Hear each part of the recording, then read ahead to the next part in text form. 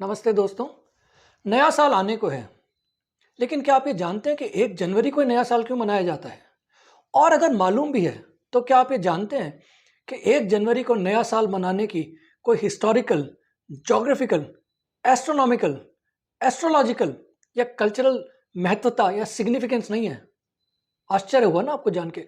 आपको ये जानकर और भी आश्चर्य होगा कि हम जितने भी कैलेंडर हमारे देश में फॉलो करते हैं, अमूमन वो नए साल से बहुत आगे चल रहे हैं। नहीं मानेंगे आप। तो सबसे पहले मैं आपको बताता हूं कि 1 जनवरी को ही नया साल क्यों मनाया जाता है और इसका कारण क्या है।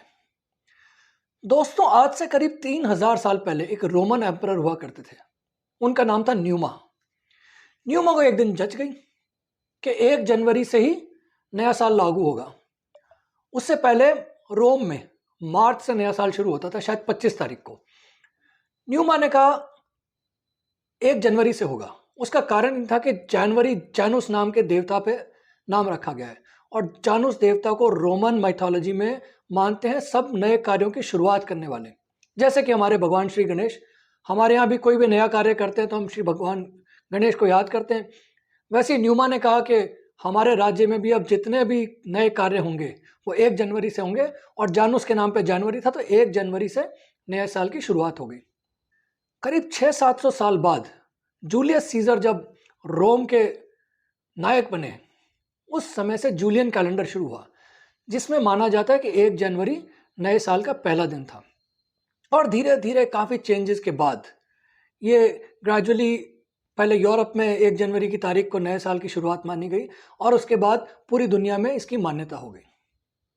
तो आप समझ सकते हैं कि 1 जनवरी को नए साल का पहला दिन मानने का फरमान एक रोमन राजा ने दिया था। इसके पीछे कोई कारण नहीं था, बस उनको जम गई कि शुभ दिन है, इससे आज नया साल शुरू हो गया और इस मान्यता को पूरी दुनिया ने आंख बंद करके मान लिया। लेकिन आपको जानकर आश्चर्य होगा कि हमसे ज़्यादा साइंटिफिक, हमसे ज़्यादा astronomically intelligent Indus valley civilisation के लोग थे। इंडस वैली यानी सिंधु घाटी सभ्यता, वो सभ्यता जो आज से शायद 5000 साल से पहले इवॉल्व हुई थी और धीरे धीरे लुप्त भी हो गई। इंडस वैली सभ्यता में नया साल कैसे मनाया जाता था, वो नए साल की गणना कैसे करते थे, इसको जानने से पहले एक चीज को दोहराना आवश्यक है। हम नया साल कैसे बनाते हैं, नए साल की गणना कैसे करते हैं? नए साल की गणना का एक ही तरीका है। धरती अपने ऑर्बिट में सूर्य का एक चक्कर लगाती है और जब इस चक्कर का, इस सर्कल का एक पूरा साइकिल खत्म हो जाता है, हम उसे 1 साल मानते हैं। ये साइकिल पूरी होती है 365 दिन और करीब करीब 6 घंटे में। लेकिन अब सर्कल में तो कोई स्टार्टिंग और फिनिशिंग पॉइंट होता नहीं, क्योंकि गोला तो गोला, आप ये नहीं कह सकते गोला यहाँ से शुरू हुआ यहाँ से खत्म हुआ। तो नए साल की शुरुआत और अंत भी आप नहीं बता सकते कि धरती ने किस दिन घूमना शुरू किया और किस दिन खत्म हुई। तो पुराने जमाने में ये धरती की जो यात्रा है सूर्य के इर्द गिर्द, उसके 4 इंपॉर्टेंट पॉइंट्स माने जाते थे, जिन्हें कहते थे इक्विनॉक्सेस और सोल्स्टिस। इक्विनॉक्स मतलब इक्वल नाइट्स। तो पहले मैं इक्विनॉक्सेस बता देता हूं।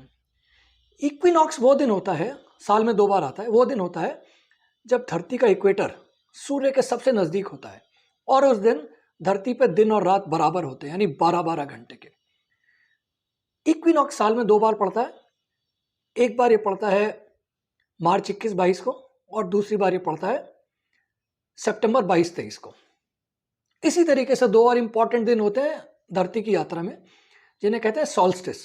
सॉल्स्टिस वो दिन, अगर आप नॉर्दर्न हेमिस्फीयर में हैं तो जिस दिन दिन सबसे बड़ा और रात सबसे छोटी, और इसका उलट सदर्न हेमिस्फीयर में रात सबसे बड़ी और दिन सबसे छोटा। यह घटना भी 2 बार होती है। एक बार होती है जून 21 को और एक बार होती है दिसंबर 22 को। तो ये 4 घटनाएं हैं जिससे एक धरती की जो यात्रा है उसके 4 इंपॉर्टेंट डेस्टिनेशन माने जाते हैं। अब इस यात्रा का इंडस वैली सिविलाइजेशन से क्या मतलब था, क्या कनेक्शन था, कैसे वो उस यात्रा की गणना करते थे, कैसे वो हमसे ज्यादा समझदार थे और कैसे हमारे सारे कैलेंडर इस गणना के हिसाब से सब आगे चल रहे हैं, ये मैं बताऊंगा आपको अगले एपिसोड में। तब तक आप देखते रहिए हमारा चैनल i24। नमस्कार।